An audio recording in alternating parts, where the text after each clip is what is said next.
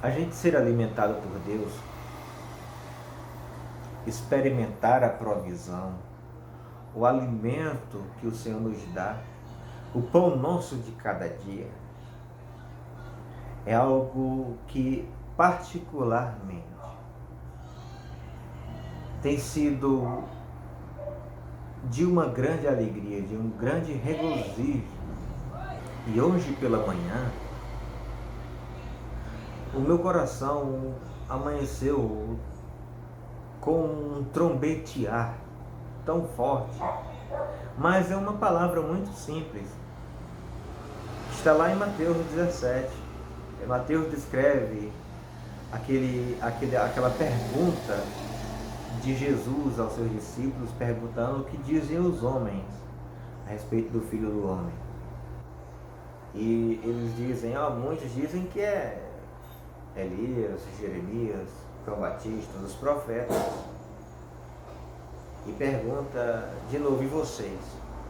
O que dizem? E Pedro responde, tu és o Cristo, o Filho de Deus vivo. Eu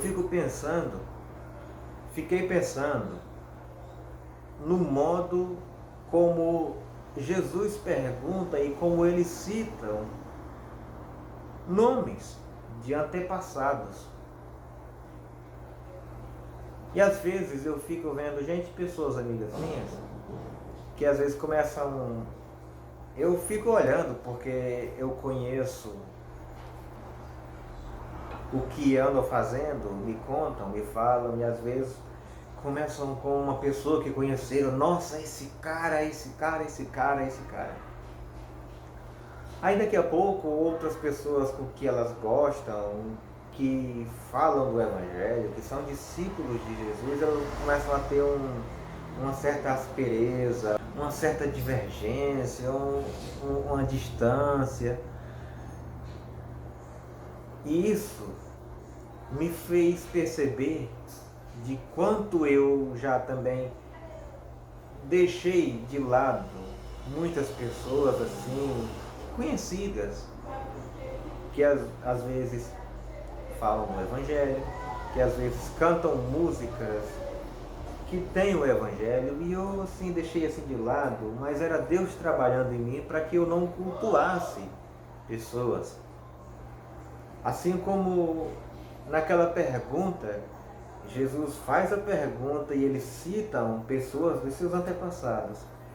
E Pedro quis saber de verdade quem era aquele que estava ali, que os discipulava, quem era que os ensinava, quem trazia as palavras de vida eterna. E Deus revelou-lhe e disse, Pedro, tu és o Cristo, o Filho de Deus vivo. E essa revelação vem para mim como se um observar de todas as pessoas passasse na minha mente e só um tem aquela importância toda. Tem aquela importância porque ele morreu e ressuscitou.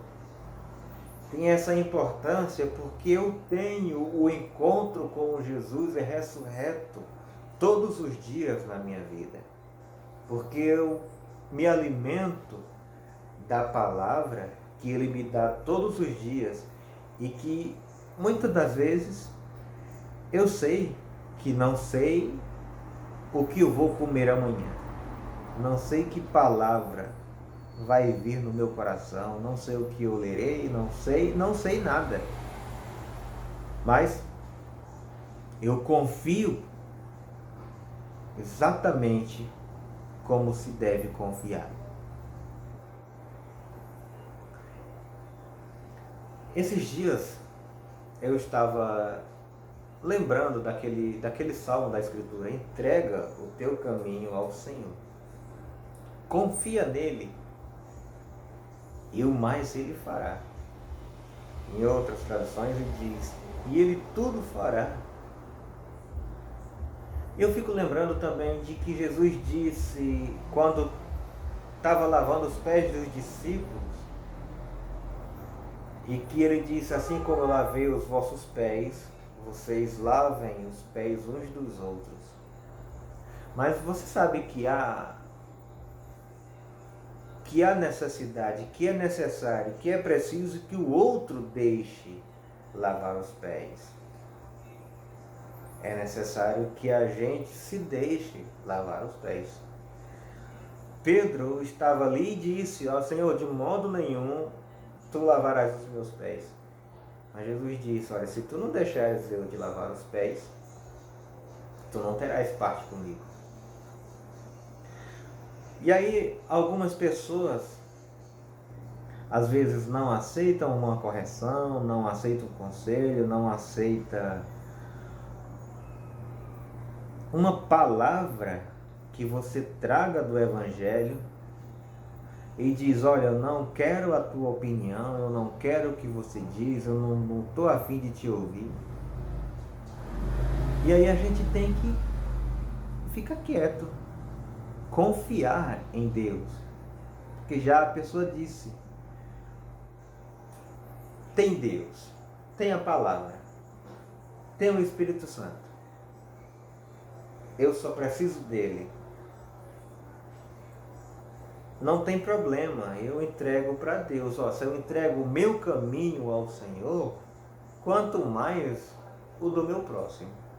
E se ele diz, eu não quero o teu cuidado, apesar de que os apóstolos ensinam, o Novo Testamento ensina, que a gente deve cuidar uns dos outros. E às vezes, quando a pessoa não aceita cuidado de ninguém, de alguém que fale do Evangelho, de alguém que ame, que trate com carinho, de alguém que trate com amor, de alguém que te trate com sinceridade, sem nenhum sentimento de agressão, sem nada, só com amor. E a pessoa ainda dizer, não aceito a tua opinião, Deus vai corrigir. Se a pessoa é sincera, se a pessoa ama a Deus, Deus vai chegar lá por outro caminho. Mas a gente entrega ao Senhor. Porque se eu sou capaz de entregar o meu, quanto mais os dos outros. E a gente deve ficar quieto. Acolher aquela resposta, acolher um não, aprender a receber um não também. A gente não é obrigado a corrigir todo mundo. A gente não é obrigado a aconselhar todo mundo, ainda mais quem não quer. Mas tem uma palavra aqui que diz, aqui em Provérbios, no capítulo 12, no verso 1, diz assim, o que ama a instrução, ama o conhecimento. O que ama a instrução, ama o conhecimento. O que ama a disciplina, ama o conhecimento. É o que Jesus disse. Permaneçam na minha disciplina, na minha instrução, no meu ensino, na minha palavra. E sereis verdadeiramente meus discípulos e conhecereis a verdade.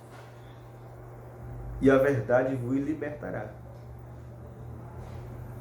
E aqui, Provérbios 12:1 diz, o que ama a disciplina, ama o conhecimento. Mas o que odeia a repreensão é estúpido. O que odeia a repreensão é estúpido. E interessante que, às vezes, não é uma repreensão dura, é uma repreensão com amor, é uma correção com graça, é uma correção com sinceridade, sem cinismo, e a pessoa ainda não aceita. Tiago diz que a sabedoria que vem do alto, ela é capaz de ceder a outros. Capaz de ceder a outros.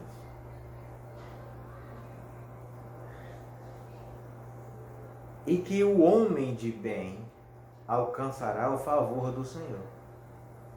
O homem de bem alcançará o favor do Senhor. Mas ao homem de intenções perversas, ele condenará.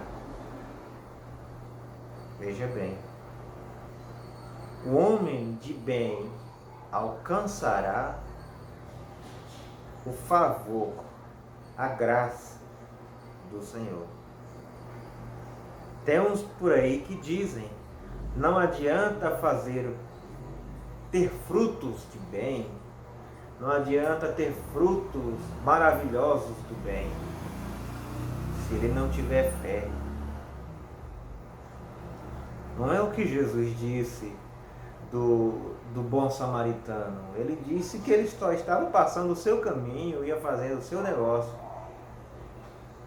E quando ele vê um homem caído no chão, ele se enche de compaixão. Enquanto aqueles que estavam indo para o templo adorar, ou seja lá fazer um serviço sagrado, passaram distante. Mas esse era um homem de bem. Era um homem de bem. E o homem de bem alcançará a graça do Senhor. Mas ao homem de intenções, ao ser humano de intenções perversas, ele condenará. Tem muitas vezes que tem gente que não é perversa. Tem gente que é gente boa, mas por causa da religião, ela se tornou uma pessoa dogmática, se tornou uma pessoa dura, inflexível. É aquilo que Paulo disse acerca dos seus irmãos judeus. Ele disse, eles têm zelo de Deus, muitos deles têm zelo de Deus, mas sem entendimento. Paulo descreve, e aquilo ficou muito marcado nele, Lucas que escreve isso lá nos Atos, Lucas escreve isso, que Paulo ficou muito marcado com aquela fala de um dos sacerdotes, dizendo, olha, não adianta tentar impedir, porque todos os que já passaram, tentaram, modificaram, fizeram discípulos e tal, mas morreu, parou, acabou. Se isso for de Deus, isso prevalecerá, não tem quem impeça. Então não queiram estar em inimizade com Deus. Isso ficou tão marcado em Paulo, que Paulo, que era um dos fariseus, dos principais,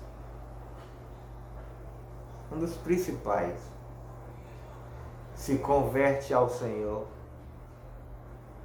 e deixa toda a religião. Para mim, a religião morreu em Cristo, morreu na cruz. A religião, como presunção de carregar a informação, morreu na cruz. E eu digo que, assim como o mundo inteiro já está julgado na cruz, o mundo inteiro, a religião também foi pregada na cruz, foi julgada na cruz, porque foi a religião que entregou Jesus, foi a religião que o acusou, foi a religião que o escolheu, esse é que deve ser crucificado.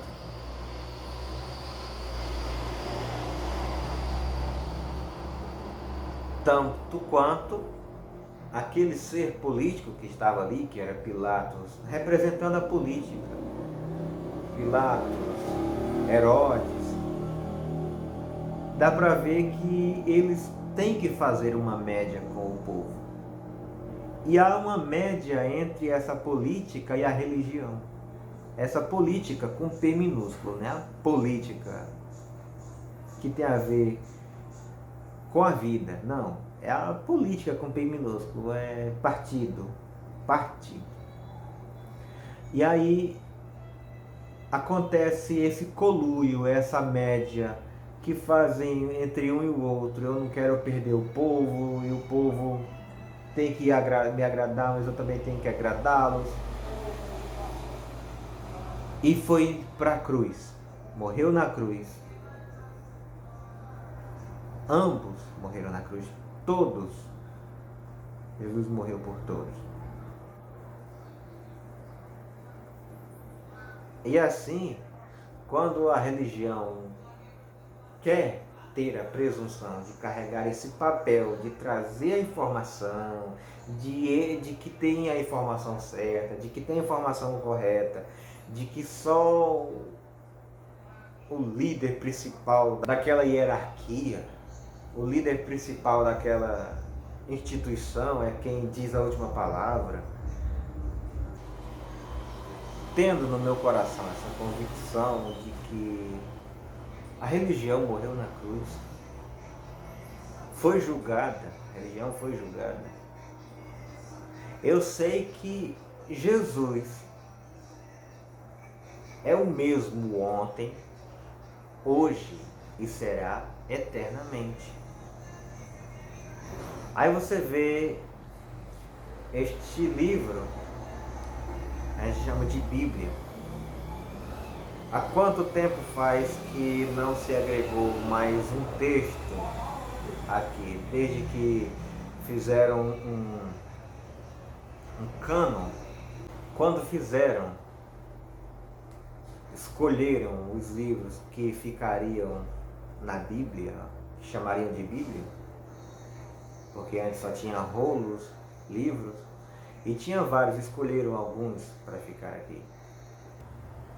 Foi escolhido os livros que já existiam em algumas cartas dos apóstolos, inspirados, mensagens, palavras inspiradas de Deus, que estão aqui. Parou de se colocar qualquer outro texto. E eu vejo que tem muita gente que não crê que Deus fala mais. Parece que Deus morreu, parece que Deus está morto. Surgiu até um filme aí, né? São 2 filmes que eu já assisti. Deus não está morto. Mas parece que mesmo assim Deus está morto. Porque Deus está aqui, ó, preso aqui neste livro. Não, Deus é vivo, Deus é eterno. Jesus que é Jesus, não escreveu um texto sequer. Jesus não escreveu um texto, não escreveu pergaminhos, não escreveu em pedras. Não. Se diz aqui na carta aos Hebreus que ele, naqueles dias, que é nos nossos dias, naqueles dias que ele está dizendo, é nos nossos dias, depois que Jesus vem e ressuscita. A palavra de Deus será inscrita no coração, entalhada nas tábuas do nosso coração, escrita na nossa mente.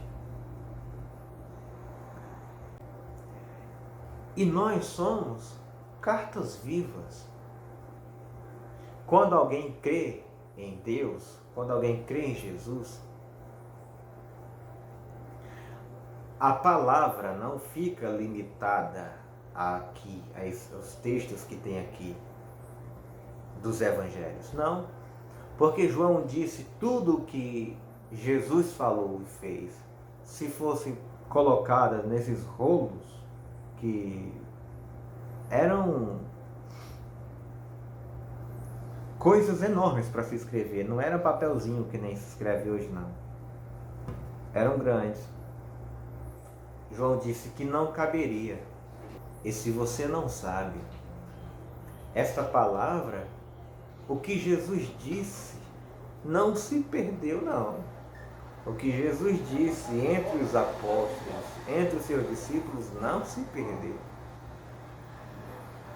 Essas mesmas palavras continuam falando através do Espírito Santo nas nossas vidas, hoje, naquele que crê.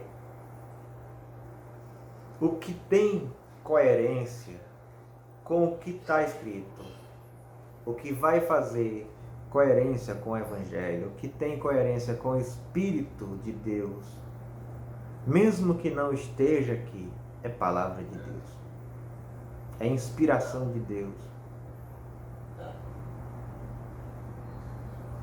E assim, com essa palavra, eu quero cantar uma música.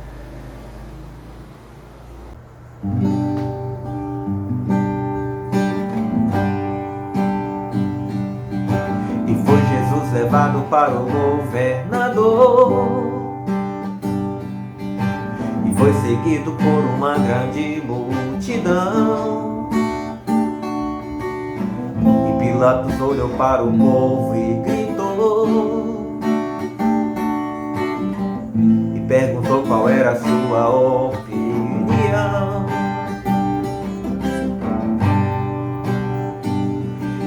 E opinaram por libertar o ladrão e condenar a ser crucificado Jesus, fazendo apologia ao pecado e à injustiça, condenando o justo a uma dura cruz. Jesus ou Barrabás, quem morre? Jesus ou Barrabás, quem vive? O povo escolheu Jesus o Galileu para ser crucificado.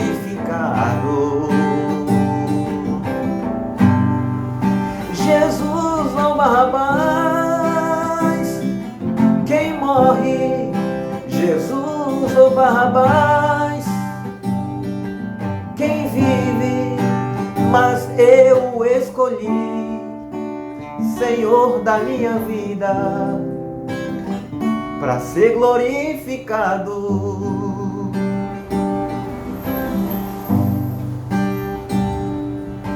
Ainda continuam condenando a Jesus, a multidão ainda continua a gritar, Pilatos continua ostentando o poder, dinheiro continua em primeiro lugar. Não é o dinheiro de Pilatos não, é o dinheiro de todo mundo. Mas o Senhor não está mais crucificado, morreu, mas ao terceiro dia ressuscitou. Não está mais sujeito a nenhum julgamento, Ele reina para sempre, Ele é o Senhor. Mas o Senhor não está mais crucificado, morreu, mas ao terceiro dia ressuscitou. Não está mais sujeito a nenhum julgamento, Ele reina para sempre, Ele é o Senhor. Jesus ou Barrabás, quem morre? Jesus ou Barrabás, quem vive? O povo escolheu Jesus o Galileu para ser crucificado. Jesus ou Barrabás, quem morre? Jesus ou Barrabás, quem vive? Mas eu escolhi, Senhor da minha vida, para ser glorificado. Mas eu escolhi, Senhor da minha vida, eu escolhi para ser glorificado.